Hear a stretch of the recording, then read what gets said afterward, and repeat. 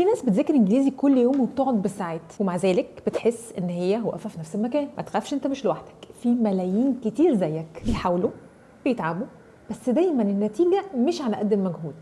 تفتكر ليه بقى؟ تعال اقول لك 5 اسباب ممكن توقف تطورك. 1، بتتعلم جرامر كتير من غير تطبيق. الجرامر طبعا مهم بس انك تطبقه في المحادثات دي كمان حاجه مهمه. 2، بتتفرج على محتوى مش مناسب لمستواك. لازم دايما تختار حاجه تتفرج عليها تكون مناسبه للمستوى اللي انت بالفعل واقف فيه. 3 حاجه، مفيش خطه واضحه. بتتعلم كده وخلاص ولا عارف كل اسبوع هتتعلم ايه وتطبق ازاي؟ طب عارف ايه هي نقط الضعف اللي عندك والمهارات اللي انت فعلا محتاج انك انت تشتغل عليها وتحسنها؟ 4، بتستخدم طرق مش فعاله في التعلم اساسا. جرب طريقه التشانكس اللي ياما قلت لك عليها. السبب رقم 5، انك مش بتراجع. كل اللي بتتعلمه لازم تراجعه وتستخدمه في محادثات والا هيتنسى بسرعه. طب ايه الحل يا فيروز؟ 1، قسم اهدافك. كل اسبوع هدف بسيط. هتعلم 10 جمل جديده كل يوم وهستخدمها في محادثات. 2، اختار مصدر 1 أو 2 بالكتير تكون واثق فيهم. لو لسه في البدايه ما تشتتش نفسك بمصادر كتير.